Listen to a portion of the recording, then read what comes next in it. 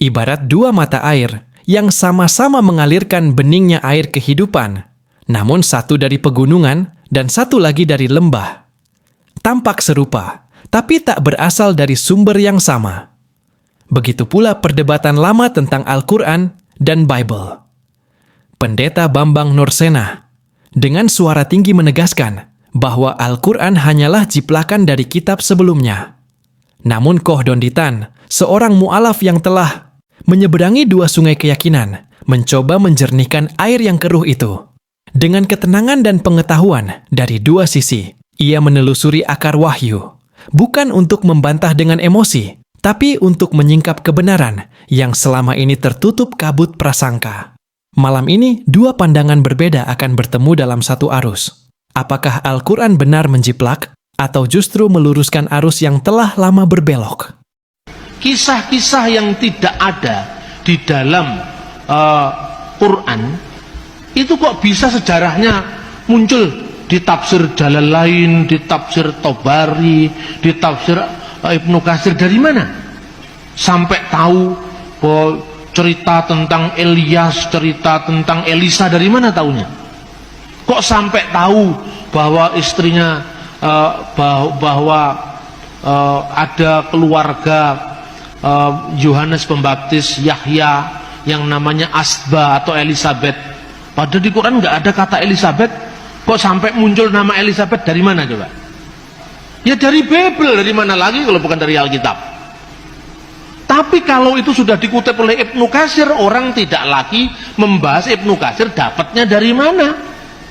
Coba lihat di tafsir-tafsir di umum, ini ada di tafsir At-Tabari, Ibnu Jarir At-Tabari, yang judulnya Jami'ul Bayan fi Tafsir Al-Quran, juz sekian, halaman sekian. Terus dapatnya dari mana Tabari? Loh, kenapa sumber yang dikutip Tabari kok ditolak, dituduh palsu?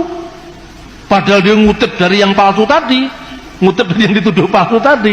Saya ngomong tapi sambil nada guyon. Nah, begitu juga bagi saya, Mormon itu tidak ada. Untuk apa Mormon itu? Meskipun itu ada pendeta, bukan pendeta, pejuang hak asasi dari Mormon, Thor siapa namanya itu ada. Bukunya tebal segini. Dia pejuang hak asasi. Ketawa-ketawa itu saya ngomong. Mormon, saya tidak percaya kalau Joseph Smith adalah nabi. Tetapi siapa yang bisa menolak keyakinan orang bahwa Joseph Smith adalah nabi? Saya nggak punya hak. Yang punya hak adalah Tuhan. Nah, Tuhan aja mengizinkan, kok saya menolak? Biarkanlah lalang itu tumbuh sampai bersama gandum sampai waktu menuai, saya bilang itu. Pada awal-awal pertama, banyak orang-orang Kristen yang disewa oleh tentara pemerintah Islam sebagai apa? Administrator, penerjemah, tabib, dokter istana. Nah, orang-orang ini pintarnya pemimpin Islam sejak masa Harun Ar-Rasyid. Bergerubak-gerubak manuskrip didatangkan dari India, Persia, Yunani. Isinya matematika, geometri, geografi, fisika, kimia, semua diterjemahkan dalam bahasa Arab. Ada ambil alih teknologi ke dalam bahasa Arab, dan kemudian siapa yang menerjemahkan? Orang-orang Kristen.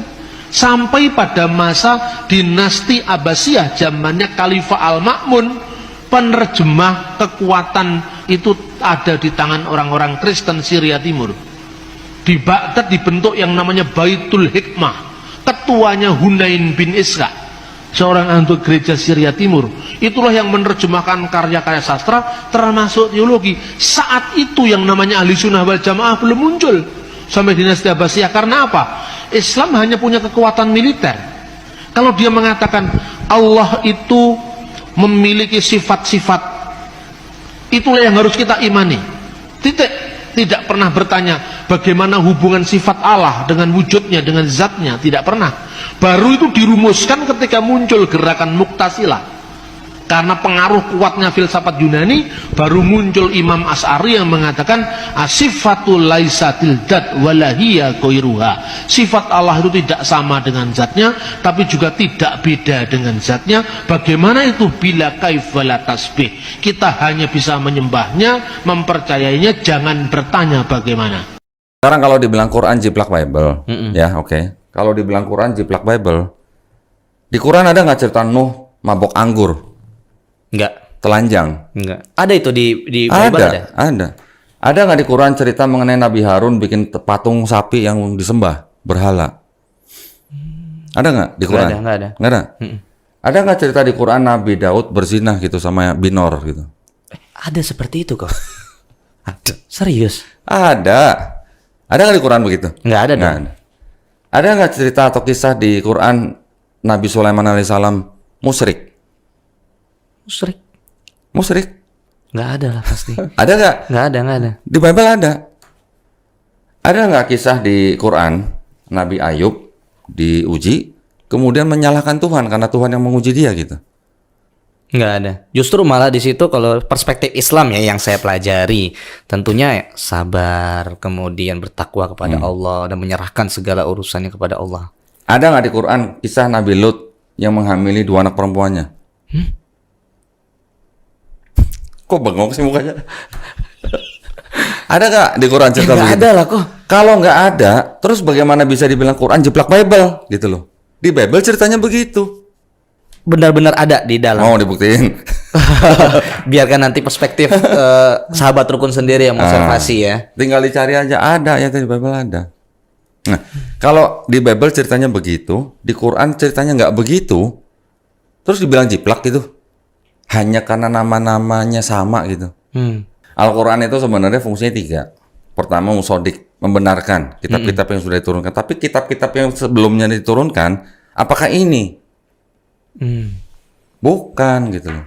Kitab-kitab yang diturunkan sebelumnya, Taurat, Zabur, Injil, itu adalah wahyu-wahyu yang diturunkan kepada Nabi dan Rasulnya pada untuk Bani Israel pada zaman itu. Iya. Ya kan? Untuk kaumnya. Oke.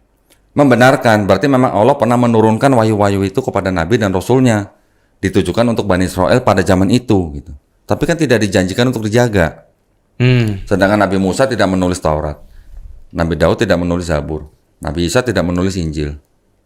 Karena dari Karena itu hanya suhuf ya. Iya, suhuf lembaran-lembaran. Tapi kan tidak ditulis berupa ini gitu loh. Ini apakah Taurat yang dimaksud Quran? Bukan, karena Musa hidupnya di abad ke-14, 15, 13 lah sebelum Masehi.